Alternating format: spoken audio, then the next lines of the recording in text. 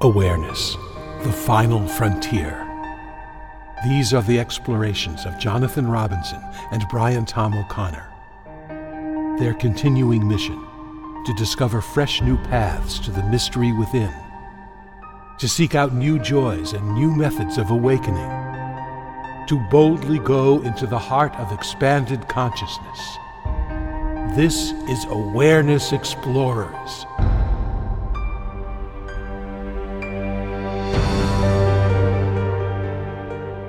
Well, welcome back, everyone. And if this is your first time, welcome for the first time to Awareness Explorers. It's good to hang out with fellow explorers.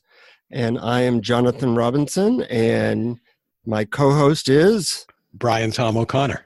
And we're glad that you're listening in. We, in our last session, we talked a lot about what awareness is, so that we have kind of a common definition between all of us. Because when you define something, it allows you to take the next step into going more into the granular detail. You know, the way science works is scientists have the exact same description of what, you know, a hydrogen molecule is, or what time is, or whatever. And that allows fellow scientists to explore. And we like to do the same thing. So if you haven't heard our episode 0 or 1, you might want to go back just to see what we have talked about, so we're all on the same page. And from there, we're going to keep going farther, just like in Star Trek, exploring new worlds, new frontiers, and seeing where we end up. Anything you want to add to that, Brian? No, thanks, Jonathan. That sounds great. Just to remind people that the whole reason we're doing this is because the background of awareness, what all our experience appears in, is where happiness lives. And so all our experiments and our explorations are ways of finding different tools, techniques, games, or playful ways that you can turn your attention around to the background of awareness and find that infinite well of happiness that lies within each of us. Well said. And one of the things I want to cover today and talk to you about, Brian, and let our listeners join in on the exploration, is the idea of what I call disruption. What I personally have found is that it can be hard to just jump to the background of awareness from my normal life. You know, normal life is busy, has a lot of things going on. To jump from that state of consciousness into the background of awareness is quite a jump. It's a little bit like being 20 miles inland and trying to jump into the ocean. It's easier to jump into the ocean if you happen to be on the beach. So I don't know where I come up with these analogies, but it's a good one, though. Okay. So then the question becomes, how do you get to the beach?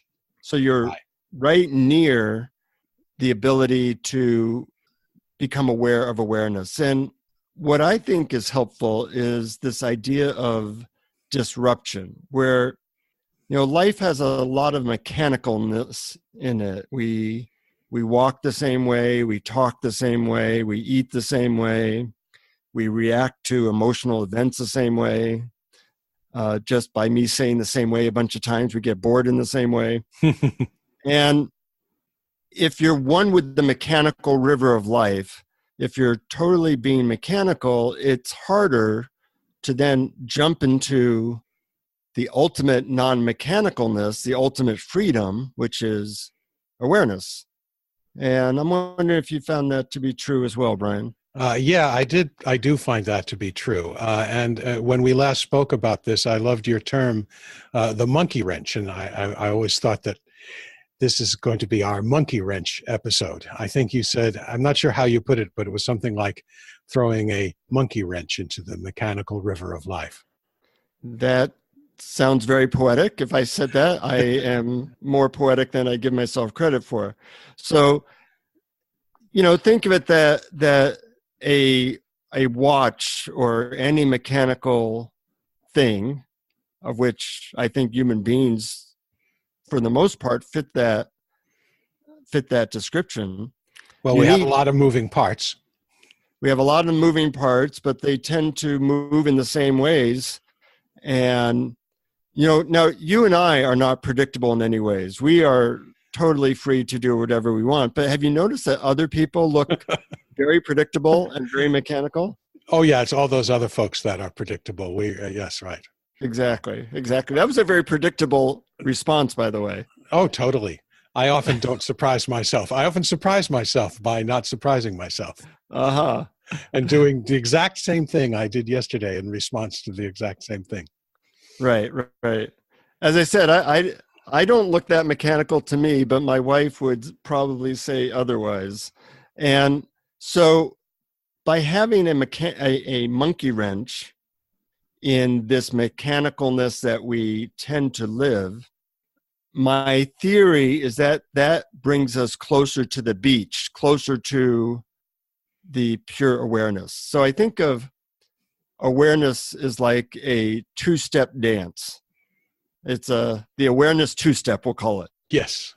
The first step is throwing a very slight disruption. I'm not talking about big disruption. I'm not talking about anything that has to be in any way painful. But I am talking about, well, here's an analogy. When a train is on the tracks, it's 100% on the tracks. If the train goes off the track by 3 inches, it's off the tracks. It's completely off the tracks. It doesn't take a whole lot. So in various spiritual traditions, they've come up with a lot of ways to get people off the tracks. There's like fasting, for example. Mm-hmm. Have you ever fasted? Yes. It works. Now, I happen to be a lazy slob that likes to eat a lot, so it's not my favorite method. Nor mine. But the once a year when I do it for about 3 days, that level of disruption makes me much more aware of my spiritual nature. Right. And if I may, I just want to add one thing about it. I think that the ultimate goal is to simply be awareness. Yeah. And Rupert Spira puts it with his usual elegant specificity, be knowingly the presence of awareness. And I like to say, be the background. And I do think that when you have practiced or played awareness games or awareness practices for a long time, you actually can get there in one step. And you can do it many, many times throughout the day. So I think that the ultimate goal is simply to find the way that works best for you to be awareness itself. But just as you say, sometimes that doesn't work. Even the one that worked perfectly for you yesterday may not do it today. So that's why I think that it really is great as a practice, and not a practice in the spiritual sense, but practice in the practical sense. You practice doing something to get better at it. You try these disruptions, these little ways to disrupt the automaticness of your thinking, the automaticity, if there is such a word, of your reactions and your ways of dealing with the world and coping with the world, and your ways of trying to ward off bad feelings and only have good feelings. So this is the train that will take off without you. And these little tiny disruptions or monkey wrenches are ways to disrupt that automatic thinking or that automatic reactivity. Yeah, I really appreciate what you said, because sometimes I say things which are, I leave things out, and you find those things and can clarify them. So I appreciate what you said. And the disruptions can be incredibly small, just like the disruption of a train. It's off the tracks if it's not on the track even an inch or two. Mm-hmm. So fasting is an example of a big disruption. Yes. I like to use a method that I call slowing. Now, slowing isn't the opposite of fasting, where you eat a lot. Although I do that method a fair amount, and it does not help me with my awareness. But slowing means that I might slow down whatever I'm doing by about 15%. Right. So even in talking, I might talk 15% slower. And when talking 15% slower, it's not necessarily noticeable to other people. It's really only noticeable to me, because the moment I'm not attempting to talk 15% slower, I'm talking my regular mechanical rate, which is fast and furious and mechanical. But if I slow down 15%, it takes an effort to not be one with that mechanicalness.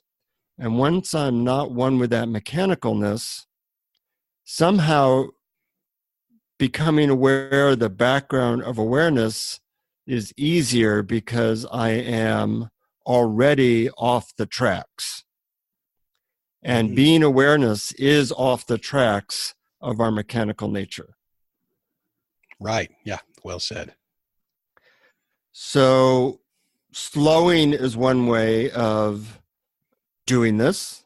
Now, the slowing can happen in terms of how fast you talk, or how fast you move your arms, how fast you walk, or if you're careful, how fast you drive, or how fast you eat.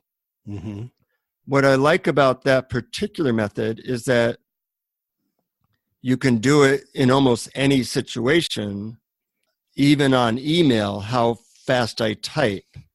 And just getting off that track seems to be a good first step to forming the beachhead. And from the beachhead, then I can jump into the ocean of awareness. Yep. So we can go back and forth. What's another form of disruption? Well, I think that there are some around the body. For example, one thing that I find really useful is checking for tension or clutching in the body. Because one of the automatic things that we do is to resist what's going on, resist what's happening now. And one of our major ways of resisting is subtle clutching in our body, just physical tension. And so if you just stop and look and notice if there's tension or clutching, that this is a way to disrupt that automaticity, or that reactivity can really be disrupted by simply looking at our body and checking for tension or clutching. Or any other changes in your body, just noticing the body itself. Yeah, and people like Eckhart Tolle and a lot of teachers will talk about getting to presence or awareness through the body. Yes, that's one of his portals to the now that I've heard him speak about. Yeah. Speaking of the word presence, because that's a popular word you start to hear a lot nowadays, does that connote awareness, or does that have a slightly different definition to you? To me, it's the same, but I think that it can easily be misconstrued or be understood as something different.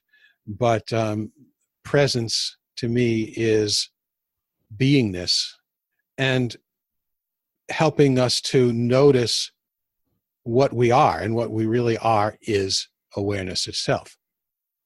I think that's one definition of presence. And what I find interesting is sometimes people will use the same word to describe two totally different things. Absolutely. And then they think that they're having a conversation about one subject, but they're both talking about a totally different thing. Mm-hmm. Presence to me is a way of being with what is happening now, as opposed to thinking about the past, which is gone, or thinking about the future, which is imaginary. So presence really has to do with being with what is happening right now without attempting to change it or alter it. I'll give you that. But I notice we tend to agree a lot, so I'm going to disagree with you for a moment. Fair enough. I think there's two different types of presence. One is what I would call external presence, where you're really focused on somebody, focused on hearing what they say, focused on a movie, focused on whatever. And I think that that is different than what I might call internal presence, where you feel yourself as awareness. And people use the same term to refer to both of them. And we get in trouble when we do that because they're two different things. Now, external presence can be like getting on the beachhead, where it's easier to jump into the background of awareness if your mind isn't 5 different places and you're thinking a lot. But you can be very present with a piece of music or a movie or a friend, and you are not in any way in touch with the background of awareness. So what do you think of that? I think you're right. I think we need to go all the way. And I think we can start with presence, external presence, noticing where our attention is, and use that as a disruptor of the automaticness. And then as long as we go all the way to awareness, to what our experience is happening in, as long as we go all the way, then we're really going to where happiness is, which is the whole purpose of our explorations to begin with. Yeah. So it really comes down to the awareness 2-step again. Not that that's always necessary, but presence, however you get there, can be that first step, or disruption can be that first step, or fasting, or slowing, or all the different things we talked about, such as feeling your body. That's right. And there's more too. For instance, noticing your breathing. Mm-hmm. And that alone can be a 2-step process. So first we can notice our breathing. We don't have to change it. Just notice where it's coming in, what it feels like, how it's going out. We notice our breathing. And the second step can be noticing breathing. So we're saying, okay, I notice I'm breathing. What's noticing the breathing? Or what is the breathing appearing in? And that's a perfect example of a way to disrupt the automatic train and to take the second step back to awareness. Yeah. That's great. And, in some systems, they have prescribed methods of disrupting. In Islam, you might pray 5 times a day. In Christianity, there's also prayer. There's also like taking a speaking fast where you're not speaking. I've noticed, I don't know if you've ever done this, but I've done things where I didn't speak for like a week. And it was so much easier to get into the background of awareness because I wasn't having half my mind focused on what I needed to say next. Absolutely. And that's why a lot of retreats are silent retreats, where other than the question and answer periods with the teacher, the whole week of retreat is conducted in silence. And there's a lot to be said for that. But even if you don't go on a silent retreat, even many times throughout the day, you can practice wordlessness. Most of the time, we have an inner monologue going through our heads all the time. But that's not the only thing that's happening. We can put our attention away from that inner monologue, which is, again, the automatic train, by just asking a question like, what can I notice without verbal thought? For instance, the feeling of my body on the chair, or a breeze, or some sort of sound, an air conditioner hum, or traffic outside. These are things that you can actually notice without a verbal running commentary on them. So there are a lot of ways to play with wordlessness without verbal thought. Another way is asking, well, what if that internal monologue is in a foreign language that I don't understand? Those are all great ways. And what I like about them is that they're all very, very tiny little disruptions that can happen throughout your day. You don't have to do the retreat. I mean, you could do a 5-minute retreat. For the next 5 minutes, you're not talking. Or for the next 1 minute, you're playing the wordless game. What can I observe without having to make my comments about it? Right. I love that idea of a 5-minute retreat. Yeah, I do that maybe 5 times a day, where I take really a 3-minute retreat. Mm-hmm. I'm going to do absolutely nothing for 3 minutes. And that's a disruption. Yep. That's a perfect monkey wrench. Yeah, yeah.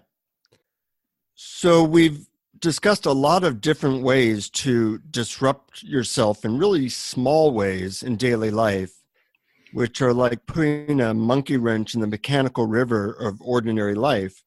And the best way to disrupt yourself is whatever way works for you that helps you to get to the background of awareness. You know, you're putting a monkey wrench into the mechanical river, and sometimes that monkey wrench you'll want to be big, like maybe a day of fasting or not speaking. But more often than not, you'll want it to be really small, like focusing on your body in some way. And from that slight disruption, it can be easier to then say, well, what's this appearing in, or what's noticing this? So earlier we talked about this method I called slowing. And as I'm talking about now, I'm going to slow down 15%. So it shouldn't be something that other people would immediately notice unless you're talking about it. But it does require like reining in a fast-moving horse for me. So as I talk 15% slower, it gets me off the tracks. And from that, I can more easily realize that there's something in the background here which is aware of my slowing. Now, there's different ways to slow. And in fact, as I'm talking to you now, try to do this method. Now, it's best to be doing this method when you're in some way moving. So if you're driving, if you're careful, you can slow your vehicle down 15%. And it really involves always making tiny shifts, because our mechanicalness will bring us right back to our normal speed. Or you might slow down too much, 40%, or go to 10%, but you're aiming for like just a 15% slower. So by staying as true to the 15% slowing mark, you can do that in almost any situation of which there's any movement in your body. For example, I'm doing it now with my talking. I could also do it with how fast I'm driving, but you want to maintain being safe. You could do it in how fast you eat, how fast you clean your room, how fast you even type on your keyboard when you're doing email. It's how fast you walk to your car. It can be used so many different places. There, I just speeded up a little bit. So that reminded me to go back to the 15%. And from there, I do what we called the awareness 2-step of saying, well, what notice that? And so it's like putting a monkey wrench in a well systematized machine. And every time you trip over your little monkey wrench, it gives you an opportunity to be the background of awareness, or to ask what's noticing. So my hope is that you'll practice this method until the next podcast. You can write your comments as to how it works for you in awarenessexplorers.com and play with it. It's a game that is really the master game, because if you can interrupt your mechanicalness and get back to awareness, you'll have more peace, more joy, and in my opinion, you'll be a better servant of humanity in whatever capacity that you currently are living in. So try that slowing, try any other disruptive ideas that we mentioned, and see what they do for you. And feel free to send us your comments and questions. We'd love to engage in this exploration with you. Any thoughts on your end, Brian? Oh, that was lovely and delightful slowing. I love that. I think it's also very funny, slowing, the opposite of fasting. I also love the expression awareness two-step. I think that you and I both having written songs in the past, maybe we can come up with a country western song about the awareness two-step. That sounds like it will be a major top 40 hit, if I can say so Absolutely. myself. And then after we write that song, we'll spare everybody from actually having to listen to it. Exactly. Only if they do their practice, only if they actually do the work. Then right. If they don't, then we will make sure they are disrupted greatly by having to listen to our song.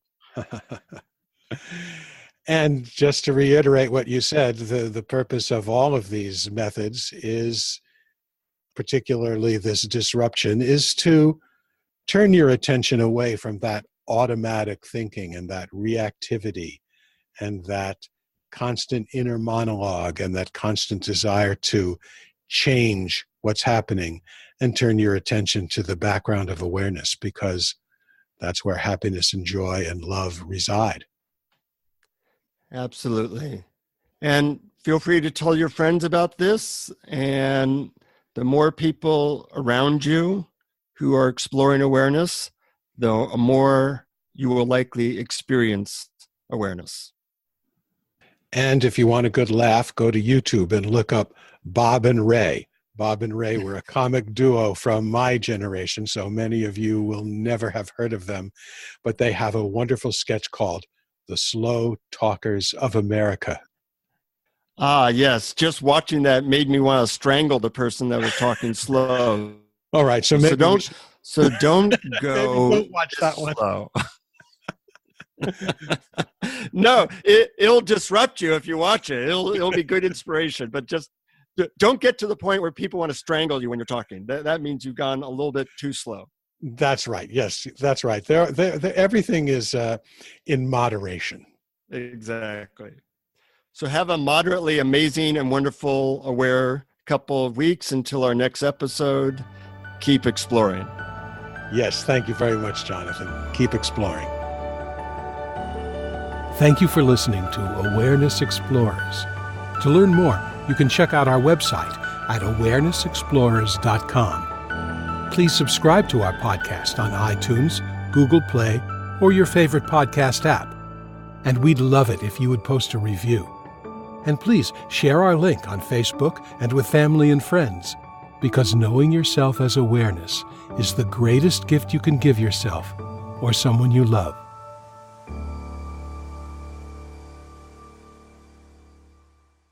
So, Brian. Yes?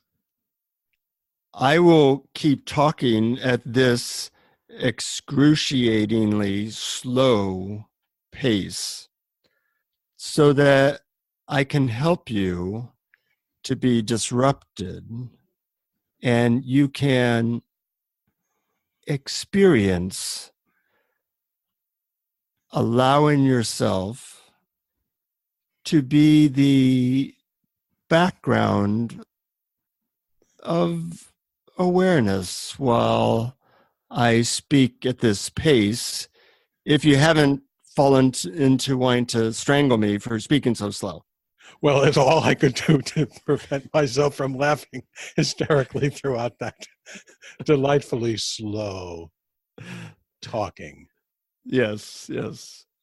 And sometimes, yes. Sometimes I will actually eat really, really slow for about 1 minute because it does take me out of that mechanical flow. Oh, yeah, that's part of mindful eating that a lot of people recommend. Right, right. Well, I can do it for about a minute before I want to explode, but it does help me put that monkey wrench in, and then that can trigger the famed awareness two-step days.